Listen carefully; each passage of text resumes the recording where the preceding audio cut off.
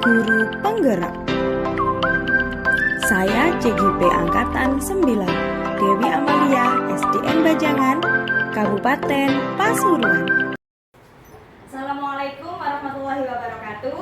Waalaikumsalam warahmatullahi wabarakatuh. Alhamdulillah, bismillahirrahmanirrahim. Wassalamualaikum warahmatullahi wabarakatuh. Yang saya hormati Ibu Lailatul Fitriah SPD selaku Kepala Sekolah SDN Bajangan serta Dewan Guru SDN Bajangan yang saya banggakan. Alhamdulillah, hari ini kita bisa bertemu dalam acara aksi nyata modul 1.4 budaya positif CGP Angkatan 9 BPDP Jatim. Saya Dewi Amalia, UPT SDN Bajangan, Kecamatan Gondang Wetan, Kabupaten Pasuruan, Jawa Timur, kelas 151B. Agenda kegiatan kita hari ini, yang pertama adalah pembukaan 15 menit, kemudian kegiatan inti 30 menit, dan yang terakhir penutup 15 menit. Marilah kita masuk ke sesi pembukaan. Di sini ada yang pertama doa, kemudian menyanyikan lagu Indonesia Raya, yang ketiga menyampaikan tujuan pembelajaran, yang keempat kesepakatan pembelajaran, dan yang kelima ice breaking. Kita masuk ke doa. Marilah kita membaca doa akan belajar dipimpin oleh Pak Mustaqim. Bismillahirrahmanirrahim. Raditu billahi rabba wa bil islami dina wa bi Muhammadin nabiyyan wa rasulah. Rabbi zidni ilma warzuqni fahma bi rahmatika ya arhamar rahimin. Alhamdulillah, semoga acara siang ini berjalan dengan lancar enggak? Yang kedua adalah menyanyikan lagu Indonesia Raya. Bapak dan Ibu dimohon berdiri.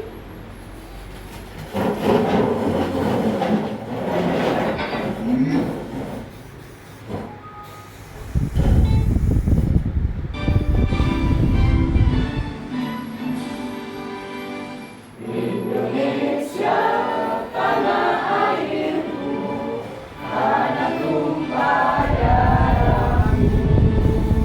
Di sanalah aku berdiri, jadi pandu ibuku.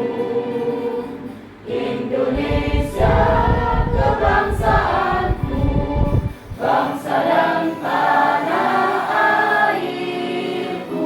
Marilah kita berseru, Indonesia bersatu. Hiduplah tanahku, hiduplah negeriku, bangsaku, rakyatku semuanya. Bangunlah jiwanya, bangunlah badannya untuk Indonesia Raya. Indonesia Raya, merdeka, merdeka, tanahku, negeriku yang ku cinta. Indonesia Raya, merdeka, merdeka, hiduplah Indonesia Raya. Indonesia Raya, merdeka, merdeka, tanahku, negeriku yang ku cinta. Indonesia Raya, merdeka, merdeka, hiduplah Indonesia Raya. Terima kasih. Bapak Ibu dipersilakan duduk.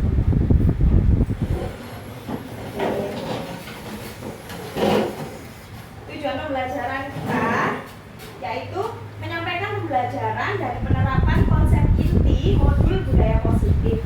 Jadi apa yang sudah saya terima di modul tentang budaya positif ini akan saya sampaikan kepada Bapak Ibu semua, dan saya akan menyampaikan pemahaman-pemahaman saya terhadap konsep inti budaya positif. Kesepakatan belajar kita hari ini, kita santai ya Bapak Ibu, motor satu dan tegang. Oke. Yang pertama itu yaitu simbol HP di silent. Sedia nomor buatan. Sepakat nomor buatan Bapak Ibu? Sepakat? Sepakat. Oke, baik. simbol dilarang makan, maksudnya makan besar nggak boleh makan besar, jangan bawa lalapan nasi pecelnya ke sini loh, itu akan mengganggu acara siang hari ini. Kalau nyemil-nyemil atau minum nggak apa-apa, monggo. Sepakat atau mboten? Sepakat. Yang ketiga itu ada gambar anak sedang tersenyum. Nah, jadi harapannya hadir di sini semua dalam keadaan bahagia, dan ikut aktif dalam kegiatan. Sepakat? Sepakat. Baik. Yang terakhir loh, itu ada gambar fokus kepada kegiatan. Artinya saya memohon dalam 1 jam ini Bapak Ibu memfokuskan pikiran Bapak Ibu ke acara kita, bukan ke jemuran di rumah. Insya Allah aman, belum musim hujan. Sepakat ya? Sepakat. Baik, kita masuk ke acara terakhir di pembukaan, yaitu ice breaking. Yuk, semuanya ikut ice breaking ya. Ini ice breakingnya adalah sebut warna. Jadi sebut warnanya, jangan tulisannya. Oke? Nah, misalkan itu kan kuning, tapi warnanya hitam. Jadi Bapak Ibu harus menyebut Hitam. oke, yuk. Siap-siap ya. Fokus. Ayo. Nah, ini masih level muda. Yuk. Merah. Merah. Oke. Kuning. Hijau. Biru. Ayo fokus. Biru. Hitam.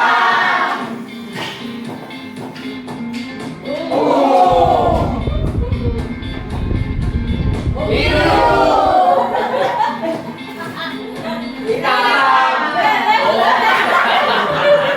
Hitam. Yuk. Kuning. Apa itu? Merah. Biru.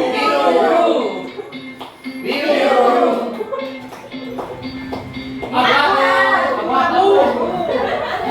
Abu.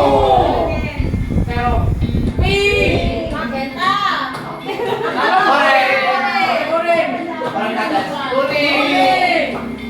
Kuning. Merah.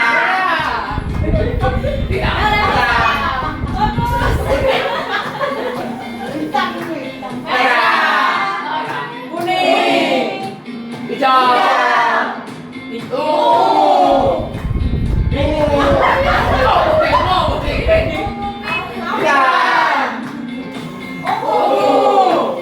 Merah. Hijau.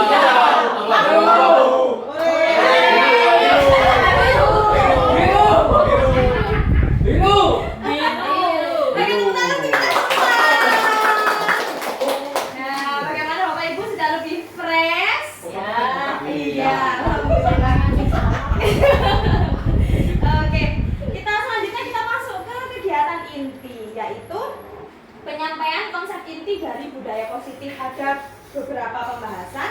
Yang pertama adalah sebenarnya budaya positif itu apa sih? Nah, budaya positif itu adalah pembiasaan yang bernilai positif. Kemudian di dalamnya mengandung sejumlah kegiatan yang kegiatan itu hendaknya mampu menumbuhkan karakter murid yang sesuai dengan profil pelajar Pancasila. Nah, saya sudah pernah menyampaikan kepada Bapak Ibu mengenai prakarsa perubahan, yaitu pembiasaan mengisi kokata atau kotak kamus kosakata. Ini adalah pembiasaannya, mengisi kotak kamus kosakata. Tujuannya apa? Tujuannya adalah agar murid-murid memiliki kemampuan bernalar kritis. Yang saya jabarkan, nah latar belakang saya membuat kokata kemarin adalah saya ingin menumbuhkan budaya positif melalui pembiasaan kokata ini. Dengan pembiasaan ini diharapkan murid menjadi mandiri. Mandirinya dari mana? Yaitu dari mereka mencari sendiri kosakata yang menurut mereka sulit, kemudian bertanggung jawab. Jadi mereka harus menyelesaikan tugas-tugas tersebut. Jika tidak selesai di sekolah, maka mereka menggunakan gadgetnya di rumah untuk menyelesaikan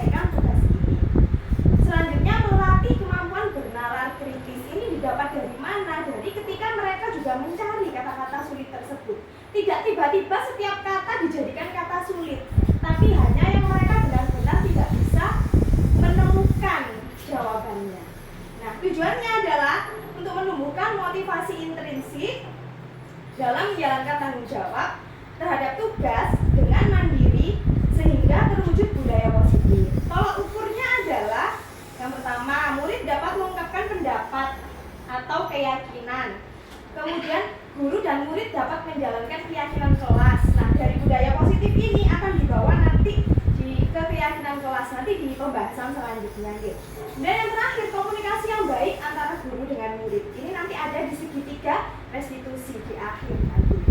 Nah, selanjutnya, mari kita bermain membuka genggaman tangan. Ada yang mau jadi relawan 2 orang? Monggo, 2 orang. Silakan angkat tangan. Pak Eko, yang satu siapa? Gus. Oke. Maju dah. Pak Eko dengan Pak Agus. Boleh berdekatan duduknya. Bagus. Berdiri nggak apa-apa. Genggaman tangan. Ayo. Tangan ayo. Oke, begini peraturannya ya. Pak Eko jadi si A, si orang pertama. Pak Eko ini punya sesuatu yang sangat berharga yang diletakkan di genggaman tangannya. Ini sangat berharga sekali. Nah, Pak Eko tidak akan dengan mudah membuka genggaman ini karena ini adalah satu-satunya yang paling berharga dalam hidupnya. Oke, itu genggaman tangannya Pak Eko. Nah, Pak Agus tugasnya apa? Pak Agus tugasnya dengan segala cara harus bisa membuka genggaman itu. Boleh dengan rayuan, boleh dengan boleh dengan cara apapun, ancaman juga boleh. Jadi iya boleh dengan rayuan, ajakan, ancaman. Pokoknya gimana caranya Pak Agus bisa membuat Pak Eko membuka genggaman tangan tersebut. Oke, sudah paham peraturannya? Oke. Saya beri waktu 3 menit ya, Pak Agus untuk berusaha membuka genggamannya Pak Eko. Terserah satu aja nggak apa-apa. Oke, yuk. Yang 1, 2, 3.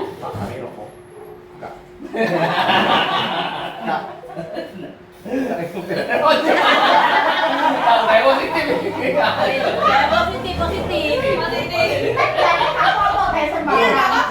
Boleh ancaman, boleh. Ayo. Anaknya sama saya culik. Kak. Anak sama saya culik. Ini apa ini? Terserah Pak Eko. Tapi Pokoknya benar-benar berharga menurut Pak Eko. berharga ini. Isi emas. Jangan diambil waktu. Mana saya beli 5 juta? Ini nih satu-satunya. Jangan diambil waktu. Ambil Riz. Kenapa? Saya ambil. Saya nggak punya duanya Pak. Ayo Pak Agus, gimana dong usahanya Pak Agus? Loh, dipaksa. Oh, dengan cara apapun. Jangan bagus. Waduh, pecah bulat ini. Dikit. Ada.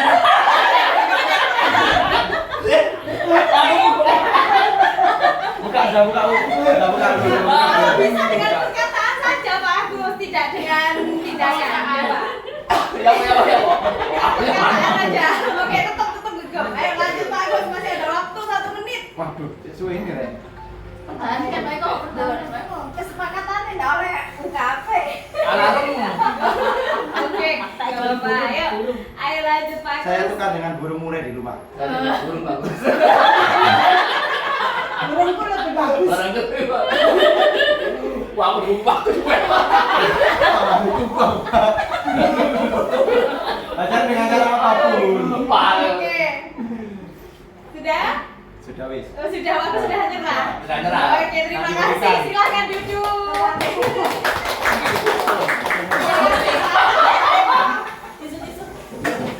Toto berbagus. Punya motor itu. Oke, Bapak Ibu, dari peristiwa pembukaan genggaman tangan tadi yang sudah dilakukan oleh Pak Agus dan Pak Eko. Nah, dari peristiwa tersebut, Pak Eko membuka tangannya apa tidak? Ya. Tidak. Kenapa Pak Eko kok tidak mau membuka tangannya? Karena enggak satu. Karena punya satu dan sangat berharga ya Pak Eko. Nah, berarti siapakah yang memiliki kuasa untuk membuka genggaman tangan tersebut? Saya Dirinya sendiri. Nah, kira-kira dari kejadian ini Bapak Ibu bisa menyimpulkan apa mengenai teori kontrol? Dari hati. Semua itu dari hati, boleh Bu ini, apalagi Apa yang kita miliki kita wajib dipertahankan. apa yang dimiliki wajib dipertahankan. Oke. Jadi memang sebenarnya yang bisa mengontrol diri kita itu ya kita sendiri. Orang lain itu boleh memberi ancaman, boleh memberi bujukan, rayuan, entah itu kalimat positif, negatif, semuanya kembali ke diri kita. Kita yang memiliki kontrol atas diri kita sendiri. Kalau kita sedih, bahagia, kecewa, marah, rajin, malas, itu semua kembali ke diri kita sendiri. Hubungannya dengan anak-anak apa? Nah, jadi selama ini hanya ilusi bahwa guru itu mengontrol murid. Kemudian ilusi bahwa semua penguatan positif itu efektif dan bermanfaat. Yang ketiga, hanya ilusi bahwa kritik dan membuat orang merasa bersalah itu dapat menguatkan karakter. Yang terakhir, ilusi bahwa orang dewasa memiliki hak untuk memaksa. Sebenarnya mereka membiarkan kita. Mereka membiarkan dirinya agar bisa kita atur. Mereka yang membiarkan dirinya, bukan dari kita sendiri. Nah, ini nanti hubungannya dengan disiplin positif. Nah, menurut Bapak Ibu, disiplin itu apa ya? Bu ini disiplin apa Bu ini? Kalau menurut Bu ini? Disiplin itu kebiasaan positif setiap hari. Kebiasaan positif setiap hari Yang dilakukan secara kontinu terus-menerus. yang dilakukan secara kontinu terus menerus. Ada lagi yang lain, disiplin menurut jenengan yang ada di pikiran jenengan, disiplin itu apa? Yang seperti apa? Suatu peraturan. Peraturan yang harus ditaati. Oke, ada lagi dari Ibu Fitri. Menurut Ibu disiplin apa Bu? Kira-kira apa ya? Suatu kebiasaan. Katanya ngomongin lagi sana ada kepala. Ibu habis banyak acara tadi, habis padat acaranya. Oke, jadi memang yang ada di mindset kita, bahkan saya selama ini, disiplin itu adalah sebuah ketegasan. Anak-anak harus ikut peraturan. Anak-anak harus mengikuti apa yang sudah kita tata. Oke, kalian harus begini, harus ikuti. Kalau nggak ikuti berarti tidak disiplin. Itu mindset kita. Saya juga seperti itu. Padahal ternyata menurut Diajar Dewantara, disiplin itu adalah belajar. Kemudian disiplin itu yang paling penting adalah bisa memimpin dirinya sendiri tanpa ada bujukan atau paksaan dari orang tua. Jadi yang dimaksud dengan disiplin itu dia itu bisa mengatur dirinya sendiri dan secara bertanggung jawab mengatur dirinya dan mengontrol dirinya untuk mencapai tujuan mulia yang disebut nilai-nilai kebajikan. Nah, nilai-nilai kebajikan ini adalah nilai yang kita ikuti bersama atau sesuatu yang dianggap baik di dalam hidup kita. Contohnya menghormati orang lain, kemudian disiplin, bertanggung jawab. Nah, itu semua termasuk nilai-nilai kebajikan. Berikut ada sedikit video pendek yang bisa disimak mengenai disiplin positif.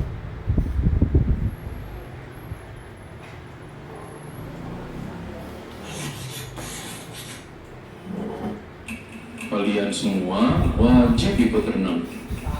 Anak-anak, kalian harus ikut kelas privat sama ibu ya. Ini kan gampang, masa gitu aja nggak bisa. Pernahkah ibu dan bapak guru waktu kecil dulu mengalami dipaksa untuk melakukan suatu aktivitas? Atau mungkin sebagai guru dan orang tua pernah memaksa anak atau murid kita?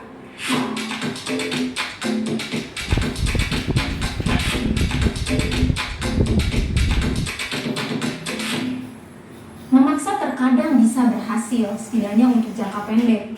Mungkin anak pada saat itu akan melakukannya karena rasa takut.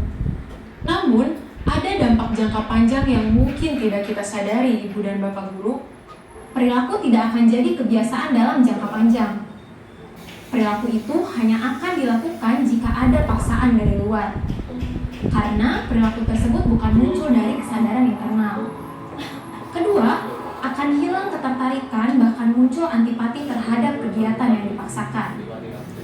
Misalnya anak yang dipaksa les musik, mungkin malah akan muncul antipati pada musik.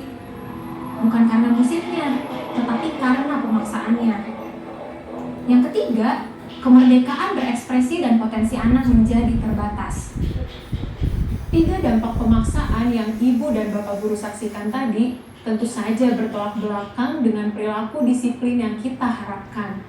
Ki Hajar Dewantara menyiratkan bahwa disiplin yang kuat adalah syarat utama untuk mencapai kemerdekaan. Dalam konteks pendidikan, untuk menciptakan murid yang merdeka diperlukan disiplin yang kuat, yaitu disiplin diri dan memiliki motivasi internal.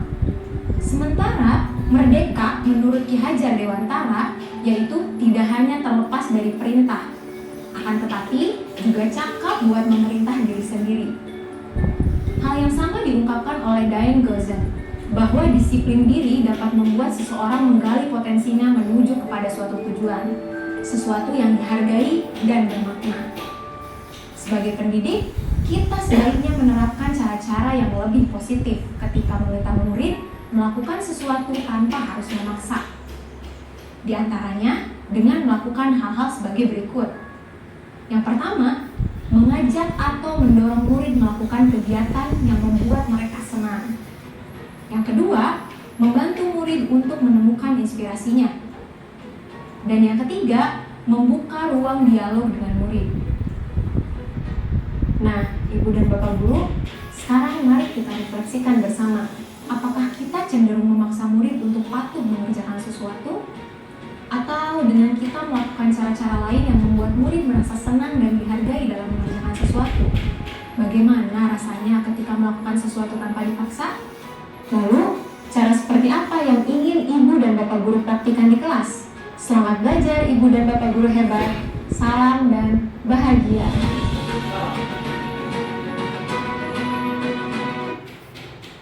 Oke, itu sedikit tentang disiplin positif, bahwa untuk menerapkan disiplin positif hendaknya kita bisa membangkitkan motivasi internal yang tadi sempat disepil sedikit oleh narasumber di video tersebut. Nah, apakah motivasi internal itu? Nah, dalam konsep inti budaya positif juga ada tentang motivasi perilaku manusia, kemudian ada penjelasan mengenai hukuman, penghargaan, dan restitusi. Yang pertama adalah motivasi perilaku manusia. Menurut Diane Gozen ada 3 motivasi yang mendasari perilaku manusia. Yang pertama, untuk menghindari ketidaknyamanan dan hukuman. Misalkan kita masuk sekolah karena khawatir nanti nggak fast sprint, nanti ada laporannya masuk ke BKD, masuk aja lah daripada nanti saya dipanggil.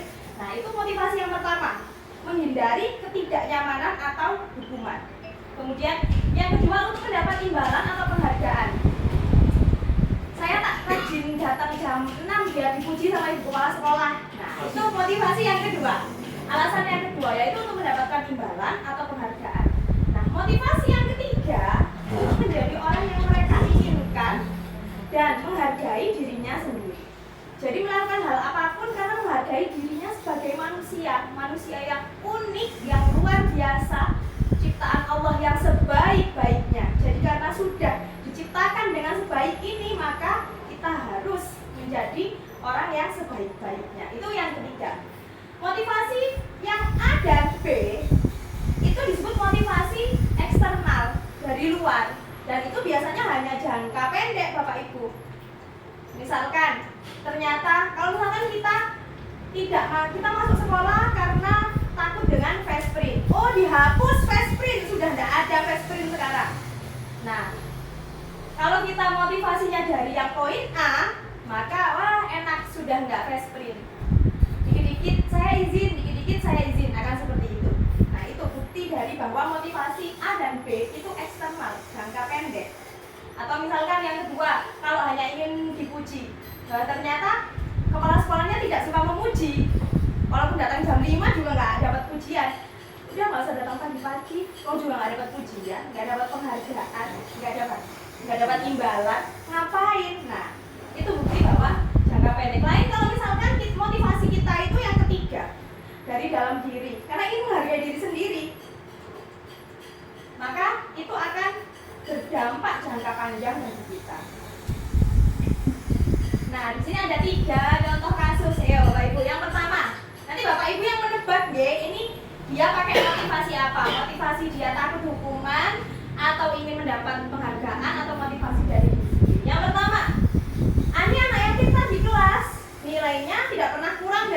guru. Ani sangat bangga ketika guru menyebut namanya dan memujinya ketika dia dapat nilai bagus. Ini motivasi apa Bapak Ibu? Eksternal. Eksternal ya. Mendapatkan pujian. Yang kedua, Daman setiap hari selalu tergesa-gesa ketika berangkat sekolah. Sebenarnya Daman masih ingin memeluk gulingnya, namun bayangan Pak Arif di depan gerbang dengan kumisnya yang tebal dan matanya yang melotot berhasil membuat Daman berangkat sekolah. Kira-kira ini motivasi yang mana Bapak Ibu? Oke, semangat dukungan. Yang terakhir, Faruk selalu mengerjakan tugas tepat waktu. Menurut Faruk akan terasa aneh dan tidak enak jika menunda-nunda pekerjaannya. Faruk merasa mengecewakan dirinya sendiri karena tidak memaksimalkan potensi dirinya yang dimiliki jika bermalas-malas. Ini motivasi internal. Motivasi internal dari Jani. Yuk, tepuk tangan ke kita semua yang luar biasa. Jadi itu ya Bapak Ibu, motivasi ada dua macam, ada dari eksternal dan juga dari internal, dari dalam diri kita sendiri. Selanjutnya ada hukuman, konsekuensi, dan restitusi. Ketiganya ini adalah hampir sama tapi beda. Nah, bedanya di mana? Yang pertama, kalau hukuman itu biasanya bersifat satu arah, artinya Bapak Ibu guru yang menentukan apa yang akan diberikan kepada muridnya. Kemudian ini ditentukan salah satu pihak, tidak relevan dengan kesalahan, nggak ada hubungannya. Yang diberikan itu hukumannya itu tidak ada hubungannya dengan kesalahan. Kemudian berupa fisik ataupun verbal, bersifat menyakiti. Memang sengaja biar anak ini sakit, entah itu sakit hatinya, sakit fisiknya, dan kapok. Nah, itu kalau hukuman. Contohnya, misalkan si A tidak mengerjakan PR, hukumannya dijemur di lapangan. Apakah ada hubungannya dijemur di lapangan dengan mengerjakan PR, Bapak Ibu? Tidak. Oke, itu contohnya hukuman. Kemudian yang kedua, konsekuensi. Nah, kalau konsekuensi ini sudah direncanakan, kemudian sudah disepakati, artinya murid itu tahu, oh kalau saya tidak melakukan A, maka akan begini konsekuensinya. Anak-anak sudah tahu dengan konsekuensi itu. Contohnya misalkan, kalau main air di kelas, maka konsekuensinya kamu harus mengepel kelas. Kan ada hubungannya nggih, main air kemudian mengepel. Tapi itu sudah kita tentukan, guru sudah menentukan. Kalau kamu misalkan seperti ini, kamu telat 15 menit, maka kamu harus tinggal di kelas 15 menit pada jam istirahat untuk mengganti jam kamu ketika telat itu tadi. Nah, itu konsekuensi. Guru sudah menentukan, tapi murid tahu. Kalau hukuman tadi kan murid tidak tahu. Kalau konsekuensi, murid sudah tahu konsekuensinya. Nah, yang terakhir adalah restitusi.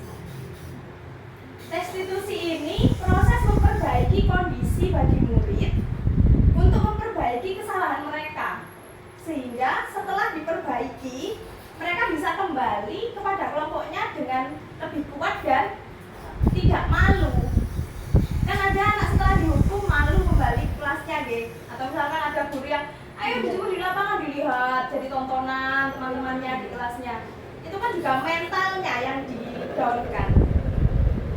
Nah, di sini ada sedikit latihan. Oke.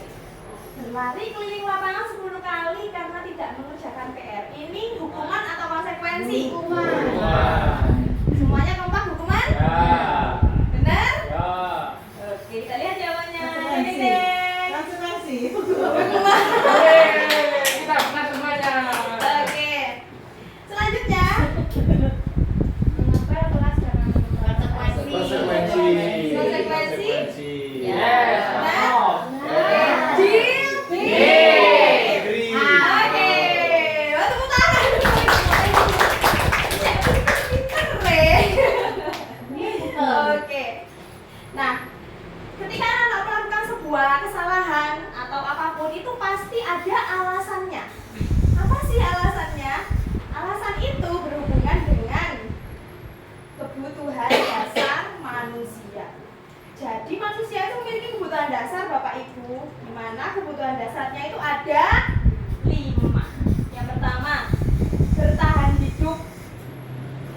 kedua, cinta dan kasih sayang atau diterima, kebutuhan untuk diterima kelompoknya.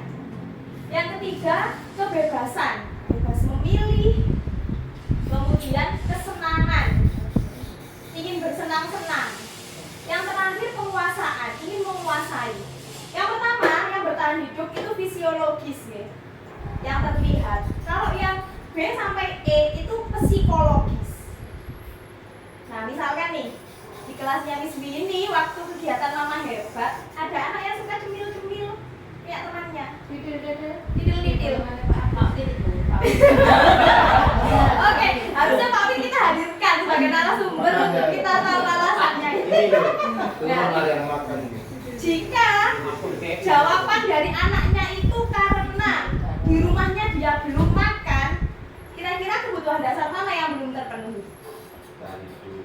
Tahan hidup. Keren bagus. Oke. Bertahan hidup itu termasuk sandang, pangan, papan. Nah, tapi kalau jawabannya ternyata karena mamanya setiap hari makan masak telur ceplok, kira-kira apa Bapak Ibu guru jawabannya? Saya terimaan. Pengen makan. Nah iya bos, kebebasan kan dia itu ingin milih. Pengennya hari ini tempe, besok tahu, lusa ayam, kok telur terus? Dia nggak punya kebebasan memilih. Maka alasannya atau kebutuhannya yang belum terpenuhi adalah kebebasan.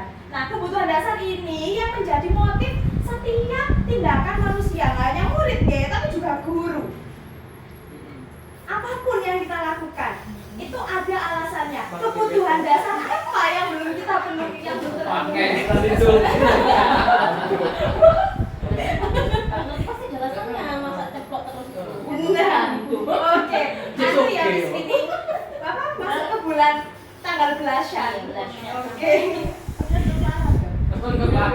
Nah, jadi dengan kebutuhan dasar tadi, yang 5 tadi, tugas kita itu apa sih? Tugas kita itu adalah memahami.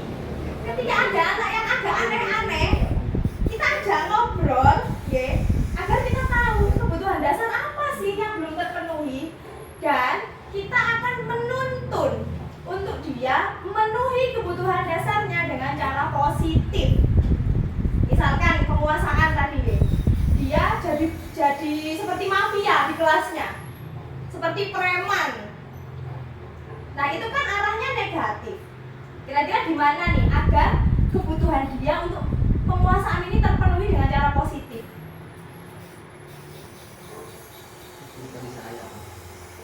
Gimana Pak Eko? Diberi kasih sayang, perhatian lebih, atau Tanggung jawab lebih. nah Menjaga teman-temannya. Nah, iya Miss Lini, karena kebutuhannya tadi apa yang kurang? Penguasaan. Dia ingin berkuasa, tapi dia melakukannya dengan cara yang salah, dengan cara jadi preman di kelasnya, teman-temannya dipalaki. Karena ingin berkuasa, ingin dihormati.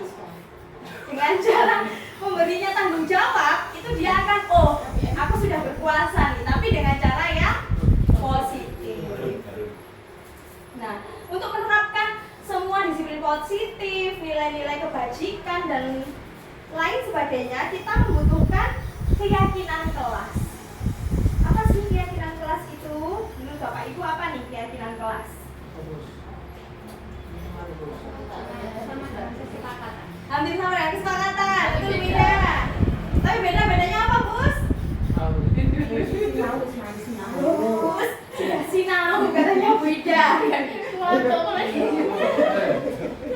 Hampir sama tapi berbeda katanya Bus. Apa kira-kira Bus bedanya kalau menurut Bus suatu? Keyakinan. Bedanya kesepakatan dengan keyakinan. Kalau kesepakatan itu sesuatu yang sudah ditentukan. Kalau keyakinan sesuatu yang sudah ada. Punya bagus, keyakinan itu. Gimana? Ya nggak apa-apa, semuanya bebas berpendapat, kita sharing di sini. Tidak ada yang lebih unggul dari siapapun, kita sama-sama sharing di sini. Oke, Ibu, Bapak, Ibu guru semua sudah punya kesepakatan kelas kan? Ya. Coba beri saya contoh satu kesepakatan kelas Bapak Ibu.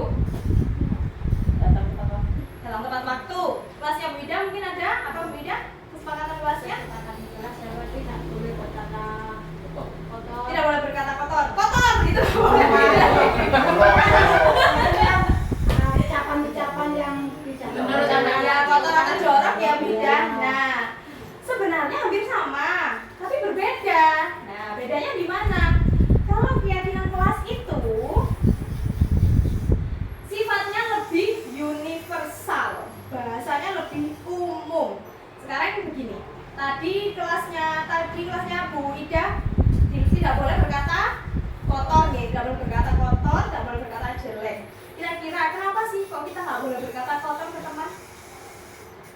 Tidak enak didengar. Sopan santun. Sopan santun apa Pak Eko tadi? Nah, karena dengan kita berkata kotor, kita tidak menerapkan nilai kebajikan menghargai orang lain. Maka kalau di keyakinan kelas itu adalah menghargai orang lain. Di dalam menghargai orang lain itu sudah banyak sekali isinya. Salah satunya katanya Bida tidak boleh berkata kotor. Kemudian tidak boleh membuli. Tidak memanggil nama orang tua. Ini anak-anak yang sering ya. Nah, itu. Jadi perbedaannya adalah kalau keyakinan itu nilainya lebih universal. Ini sedikit yang sudah saya praktekkan di kelas 6 dan kelas 3. Kelas lain masih menyusul.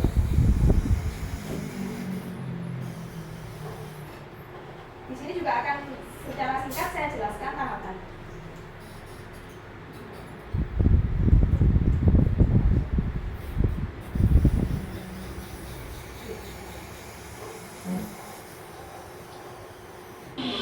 Assalamualaikum warahmatullahi wabarakatuh. Waalaikumsalam warahmatullahi wabarakatuh. Oke, anak-anakku, hari ini Bu Dewi akan mengajak anak-anak membuat keyakinan.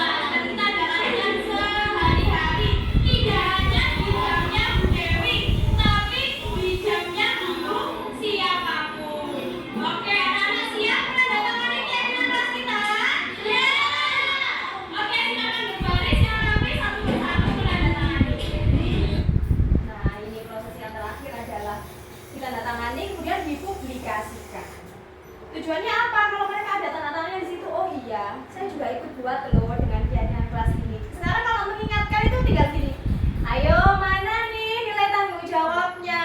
Atau misalkan tidak pakai kaos kaki loh, mana nih keyakinan kelasnya, disiplinnya, seperti itu. Itu sedikit contoh mengenai keyakinan kelas.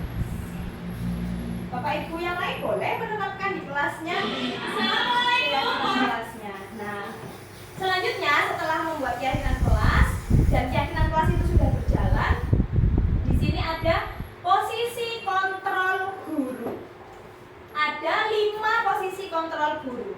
Nanti kita bisa merefleksi bersama-sama. Sebenarnya selama ini ketika ada anak melakukan kesalahan, kita itu posisinya di mana? Sebagai apa? Yang pertama, sebagai penghukum. Sebagai penghukum ini artinya ketika menemui anak yang melakukan kesalahan, ya kita langsung memberi hukuman. Telat ya kamu? Sana, lari, keliling lapangan. Itu ekspresi wajahnya juga, nadanya tinggi, ekspresinya bengis, marah. Itu ciri-ciri kalau kita sebagai penghukum. Atau kalaupun tidak secara fisik, secara verbal. Oh ancene, arek begini. Ada kan, Ge? Ada lah, macam-macam karakter guru itu ada. Nah, itu ketika kita mengambil posisi sebagai penghukum. Nah, itu sikapnya biasanya nadanya tinggi, matanya melotot, seperti Pak Arif tadi ya, matanya melotot, terlihat bengis, anak-anak langsung takut. Itu posisi pertama. Posisi yang kedua, membuat rasa bersalah. Nah, kalau yang tadi ya, kalau yang penghukum, anak-anak mungkin akan marah dan memiliki rasa dendam. Yang kedua ini lebih parah lagi. Dia tidak punya dendam, tapi dia merasa dirinya itu tidak berharga. Karena kita membuatnya sangat-sangat merasa bersalah. Kita seolah-olah memelas, kamu ini gimana sih nak? Kok selalu begini lagi? Nanti Bu Dewi itu dimarahin loh sama Bu Fitri kalau kamu kayak gini. Kamu gak kasihan ya sama Bu Guru? Itu akan lebih dalam perasaannya. Karena dia akan merasa karena dirinya orang lain ini menanggung perbuatan yang dia lakukan. Itu efeknya ke psikologis anak-anak lebih dalam lagi. Dan posisi yang ketiga, sebagai teman. Nah, kalau sebagai teman ini gimana sih teman? Oh, Berry telat ya sekolahnya. Nggak apa-apa, tenang, nggak bilangin sama Bu Fitri nanti. Nah, itu kalau sebagai teman seperti itu. Oh, santai, oh apa-apa dengan Bu Guru semuanya enak, semuanya beres. Tapi dampaknya memang kalau ke anak itu akan lebih akrab ya. Dampaknya apa? Ketika misalkan si guru ini tidak hadir, tidak ada, dia akan merasa kehilangan. Tidak ada yang melindungi, tidak ada yang membackup perbuatan kesalahannya. Itu yang ketiga. Kemudian kalau yang keempat, sebagai pemantau. Kalau pemantau ini sikapnya datar biasanya. Oke Harun, kamu telat lagi. Oke, sudah beberapa kali kamu telat. Kamu tahu konsekuensinya. Oke, kalau begitu laksanakan. Kalau pemantau itu biasanya datar. Dia hanya mengingatkan, oke, konsekuensinya apa seperti itu. Nah, yang terakhir adalah sebagai manajer. Ramah tapi tidak berlebihan. Dan manajer itu apa sih? Memanage, mengajak, mengatur. Jadi bukan guru yang mengarahkan, tapi si anak sendiri dengan pemikirannya, dengan sadar dia memutuskan akan melakukan apa. Manajernya artis itu kan tugasnya hanya menyampaikan, oh ini kamu mau terima job ini, misalkan seperti itu nggih. Oh aku nggak bisa, oh aku terima. Nah seperti itu, manajer itu memberikan opsi-opsi atau mengarahkan. Siapa yang memutuskan pada akhirnya? Murid. Nah ini kalau kita mengambil posisi sebagai manajer. Nah posisi yang paling ideal adalah posisi guru sebagai manajer. Karena di sini posisi guru bukan sebagai pengatur, tapi lebih kepada pembimbing dan mengarahkan murid untuk mengatur dirinya sendiri dan membentuk identitas positif atau identitas sukses. Tidak merasa dirinya gagal. Jadi si murid ini walaupun habis melakukan kesalahan, dia akan dengan sadar, oh iya, aku salah ya. Oke, aku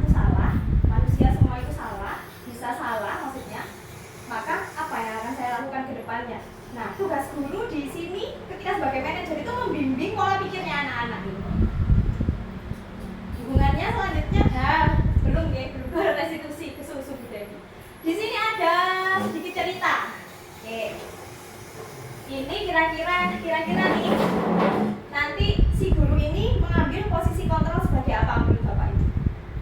Ibu Dani sedang menjelaskan pelajaran bahasa Inggris di papan tulis.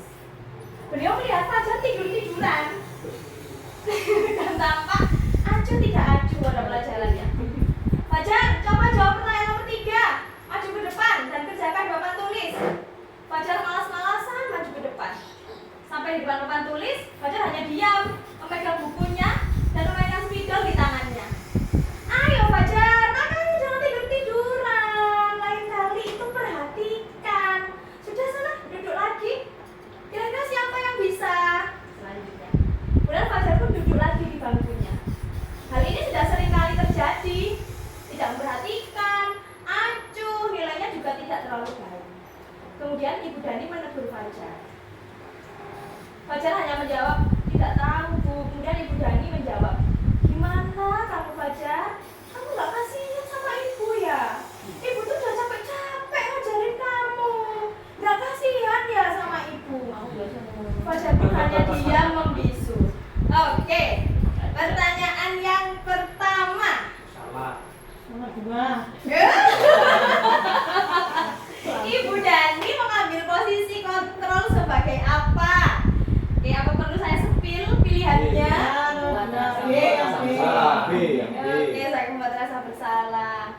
Kemudian kalau tentang Fajarnya, kira-kira kebutuhan dasar apa ya dari Fajar ini yang belum terpenuhi menurut Bapak Ibu? Seperti tayang. Kok mau? Sepertinya dia bosan dengan pelajarannya. Bebas berarti. Ingin gambar terus. Nah, iya bisa jadi ya, bisa jadi seperti itu. Bahasa Jadi Inggris menjadi dokter bahasa Inggris. kebutuhan dasar yang dibutuhkan adalah kebebasan dan posisi kontrol Ibu Dani tadi sebagai, ayo datang kasih contohan, saya dah kasih contohan sebagai apa tadi? Salah. Memberi rasa bersalah. Oke, tepuk tangan untuk kita. Keren Bapak Ibu. Nah, sehubungan dengan posisi kontrol guru sebagai manajer. Nah, ketika menerapkan sebagai manajer, maka ketika ada murid yang melakukan kesalahan, biasanya guru sebagai manajer ini menerapkan segitiga restitusi. Nah, ini adalah salah satu program disiplin positif yang berdasarkan pada teori kontrol. Karena setiap anak punya kontrol akan dirinya sendiri, maka tidak perlu kita beritahu dia harus apa, kita hanya perlu mengarahkan. Langkah yang pertama adalah menstabilkan identitas. Maksudnya adalah memberi anak penegasan bahwa nggak apa-apa berbuat kesalahan. Contoh kalimatnya, manusia itu memang tempatnya salah loh nak, tapi harus dilanjutkan ya, biar dia tidak terus-terusan berbuat salah. Memang manusia itu tempatnya salah. Yang penting adalah kita bisa memperbaikinya. Nah, itu menstabilkan identitas. Jadi membuat dia tidak down dulu, membuat dia, oh apa ini yang berbuat salah. Oh bu guru Pak Guru tidak parah ini ya. Itu menstabilkan identitas. Biar dia percaya diri dulu. Kita beri penguatan seperti itu. Oh nggak apa-apa berbuat salah. Yang penting kita mau memperbaiki. Kamu mau memperbaiki? Itu contohnya menstabilkan identitas. Kemudian yang kedua, memvalidasi tindakan yang salah. Artinya kita menelusuri. Sebenarnya tadi itu dia berbuat apa? Alasannya apa? Semua orang, contoh kalimatnya seperti ini. Setiap orang pasti punya alasan atas perbuatannya. Coba ceritakan sama Bu Dewi. Emangnya tadi kamu ngapain sih? Kenapa? Seperti itu. Itu validasi tindakan yang salah. Kemudian yang ketiga adalah menanyakan keyakinan. Kan di kelasnya tadi sudah punya keyakinan. Nah, di video berikut ini yang akan menjadi contoh adalah dari program tadi yang Kokata itu kan ada nilai mandiri, bertanggung jawab. Nah, ini ada kejadian temannya ini tidak mandiri, tidak mau mengerjakan tugas, minta contekan. Nah, si Sila ini marah sampai menggebrak meja dan teriak-teriak di depan muka temannya. Nah, itu kan sudah perbuatan yang tidak sesuai dengan nilai menghargai orang lain, gitu. Nah, itu. Jadi 3 tahapan dari segitiga restitusi. Yang pertama menstabilkan identitas dulu, kemudian memvalidasi tindakannya yang salah, apa, dia ngapain, alasannya apa. Yang ketiga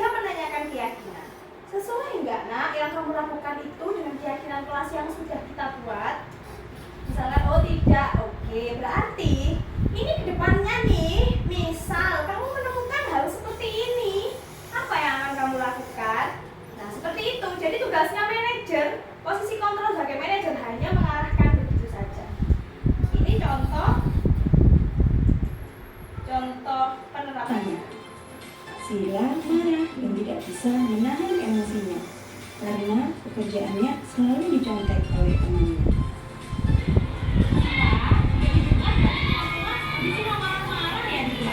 Iya, buku habis kesel sih. Kenapa? Orang mencontek buku saya untuk melihat gambarnya. Kalau dia posisi Sila, dia juga pasti kesel seperti Sila.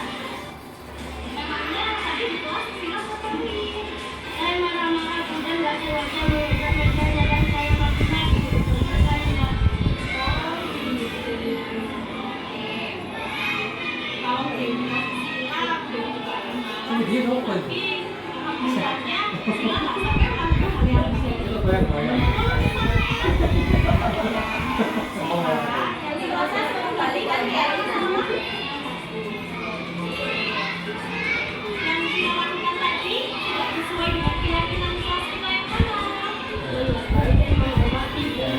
Iya benar. Tidak sesuai dengan menghormati orang yang menurut Sila, kalau Sila lakukan lagi, Sila akan mengucapkan keyakinan. Harus besar berarti. Sila mau memperbaiki? Mau Bu. Jadi lain kali kalau Sila kejadian seperti ini, Sila akan bagaimana? Saya akan melaporkan ke guru mengajarkan kepada saya. Saya akan lebih sabar dan tidak marah-marah lagi Bu. Nama saya Sila. Oke. Sila marah. Itu tadi tiga tahapan ya, menstabilkan identitas, validasi tindakan yang salah, kemudian mengembalikan ke keyakinan. Seperti itu kira-kira Bapak Ibu. Nah, alhamdulillah kita sudah berada di penghujung acara ini. Alhamdulillah. Ya, tapi masih ada sedikit ya. Maka yang kita lakukan adalah refleksi. Refleksi itu seperti berkaca. Apa sih yang kita temui di diri kita? Nah, di refleksi ini saya akan membuat dengan segitiga refleksi. Nah, ini yang sudah saya buat di sini. Bapak Ibu akan saya bagi kertas, sticky note ini nggih. Ada 4 poin yang perlu diisi oleh Bapak Ibu. Yang pertama, setelah pembelajaran tadi, ini saya mampu apa kira-kira Bapak Ibu? Apa mampu menerapkan atau terserah pun. Kemudian ke depannya, setelah menyimak pembelajaran tadi, ke depannya akan bagaimana Bapak Ibu? Kemudian di sini perasaan setelah mengetahui ini loh, gimana perasaannya? Gak apa-apa Miss, saya pun ketika ditanya refleksi itu sempat menjawab sedih karena kemarin itu sempat mengambil posisi kontrol yang tidak ideal.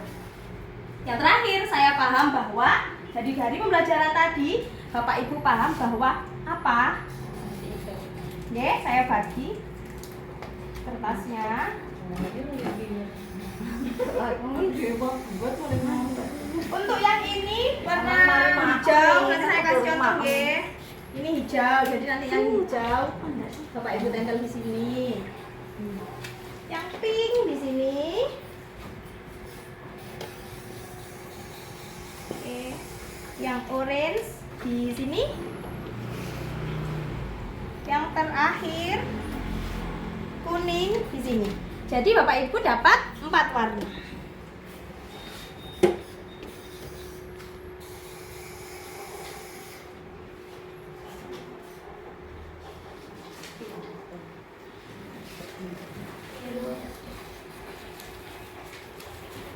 Disesuaikan ya poin yang dijawab dengan warnanya.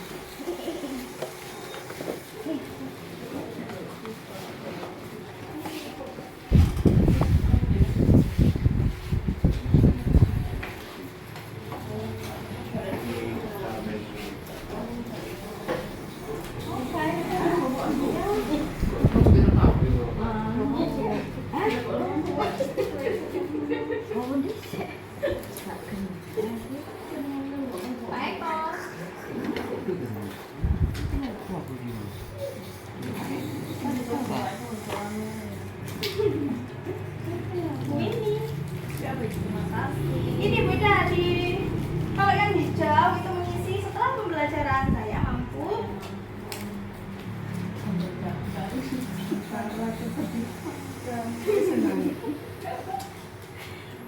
hijau kita pembelajaran.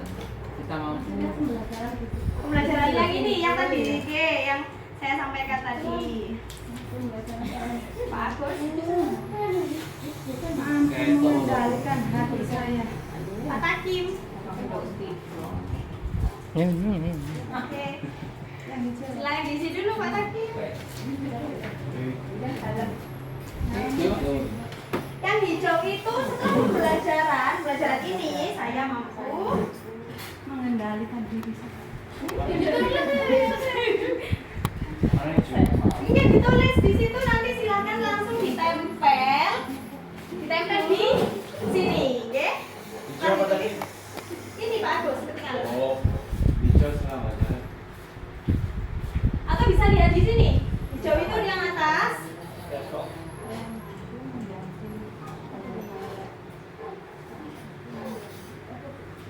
Orang mampu menjadi kompresor.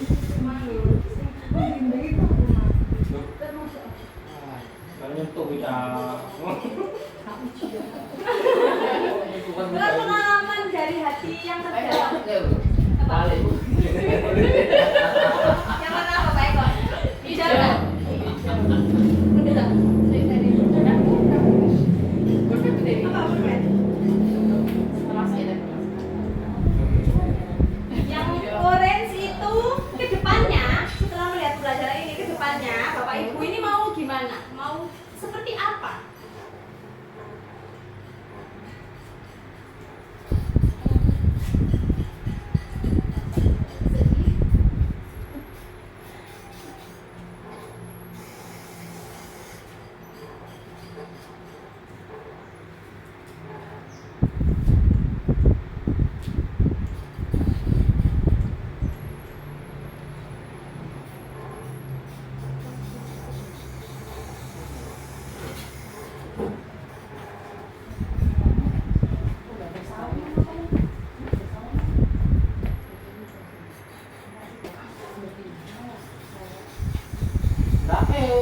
Ulaan wida. Bisa kan enggak banyak bicara. Aku terus apa iki? Ulaan bu.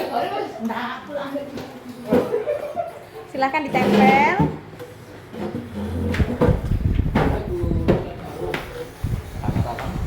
Saya. Kedepannya saya akan menjadi guru yang lebih baik. Oke. Alhamdulillah Bapak Ibu, terima kasih saya ucapkan bisa menyempatkan waktu untuk diseminasi aksi nyata saya di modul 1.4 budaya positif.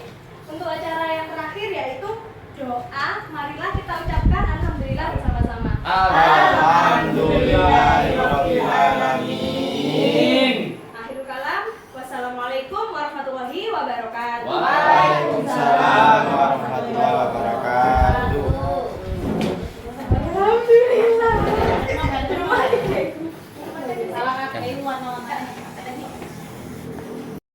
Assalamualaikum warahmatullahi wabarakatuh. Saya Lailatul Fitriah SPD selaku Kepala Sekolah SDN Majangan, Kepala Sekolah dari Ibu Dewi. Perasaan saya setelah mengikuti kegiatan diseminasi yang dilakukan oleh Bu Dewi ini, yaitu saya merasa sangat senang dan mendukung sekali kegiatan ini, karena dengan adanya kegiatan ini saya jadi tahu hal-hal baru. Yang pertama yaitu mengenai keyakinan kelas, dan yang kedua yaitu mengenai posisi kontrol guru dalam pembelajaran. Mudah-mudahan dengan diadakannya kegiatan diseminasi ini bisa diterapkan juga oleh guru-guru kelas yang lain di kelasnya masing-masing dan membawa dampak yang baik juga untuk anak-anak. Itu saja refleksi dari saya. Terima kasih. Wassalamualaikum warahmatullahi wabarakatuh.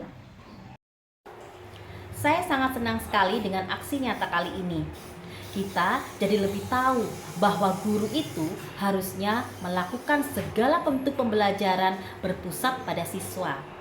Guru juga harus bisa menjadi manajer bagi muridnya dan menyadari bahwa kesalahan yang diperbuat oleh murid pasti ada alasannya. Kita harus mendengar alasan di balik setiap tindakan siswa tersebut. Kemudian tugas kita adalah mengarahkan ke hal-hal yang lebih positif. Terima kasih Bu Dewi, tetap semangat. Nama saya Sila. Dan saya senang sekali karena diajak sama Bu Guru untuk berdiskusi. Saya belajar lebih bersabar dan menahan marah dari gangguan teman-teman sekelas saya. Saya juga belajar mengelola emosi. Hari ini saya melakukan aksi nyata modul 1.4 budaya positif. Perasaan saya sangat senang sekali karena saya bisa berbagi dengan rekan-rekan saya di sekolah saya. Kemudian yang saya dapat hari ini adalah bahwa ternyata sama seperti saya, teman-teman pun sebelumnya juga mengambil posisi kontrol yang kurang ideal. Nah, untuk selanjutnya, harapan saya dengan adanya aksi nyata ini, kami semua mulai berbenah menjadi guru yang lebih baik lagi, mengambil posisi kontrol sebagai manajer dan mengarahkan anak-anak ke hal yang positif. Untuk budaya positif saya, rencana tindak lanjutnya adalah saya akan memulai membuat keyakinan-keyakinan kelas di semua kelas dengan bekerjasama dengan guru-guru kelas yang lain, dan kalau misalkan ini disetujui maka akan menjadi keyakinan sekolah. Terima kasih.